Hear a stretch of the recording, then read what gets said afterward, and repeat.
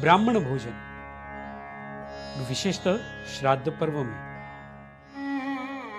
इतना महत्व हमारे यहां पर ब्राह्मण भोजन का क्यों है?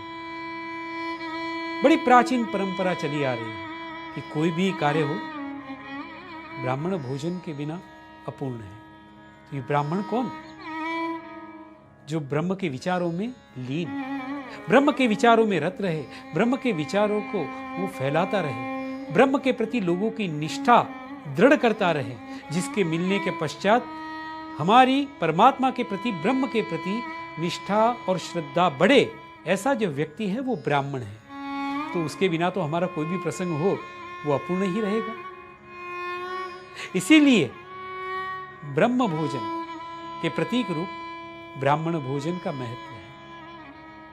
जब ब्राह्मण को भोजन करवाते हैं तो उसे ब्रह्म भोजन भी कहते हैं, क्योंकि परमात्मा का, परब्रह्म का प्रतीक यदि इस पृथ्वी तल पर, इस धरातल पर कोई है तो वो है ब्राह्मण।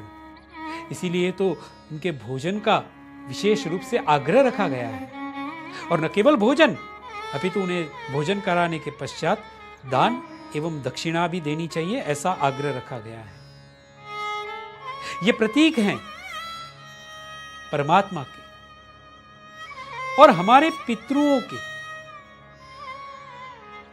जब इन्हें भोजन करवाते हैं तो ये ना समझना कि आप किसी ब्राह्मण को भोजन करवाते हो, आप किसी देव को, परमात्मा के प्रतिनिधि को भोजन करवाते हो, या अपने पितृगण के किसी प्रतिनिधि को भोजन करवाते हो। ये भाव के साथ भोजन करवाएं। और जब भोजन करवाएं उस समय पे हमारी श्रद्धा और हमारा जो भाव है ना, वो दृढ़ होना चाहिए।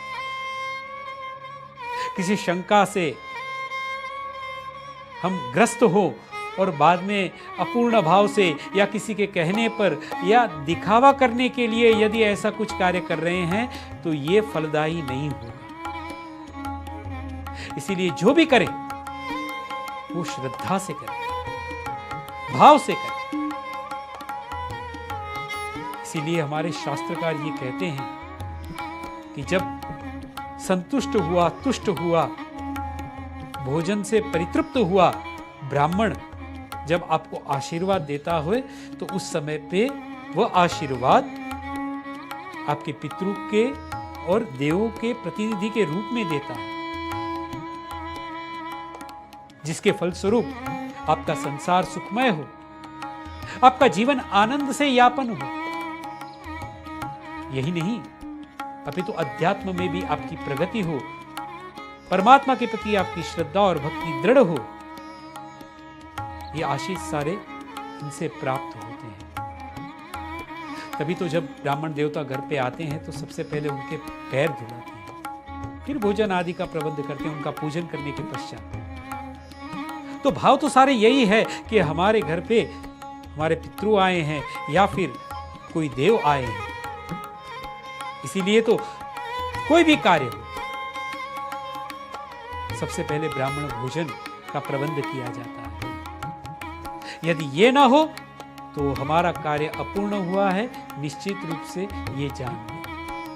ये परंपरा केवल ऐसे ही नहीं चली आ रही, इसके पीछे ठोस विचार हैं और ये विचारों को हमें उद्धृत करना है, हमारे आचरण में लाना है और इसके पश्चात ही भावपूर्ण रूप से ये कार्य को हमें करना है।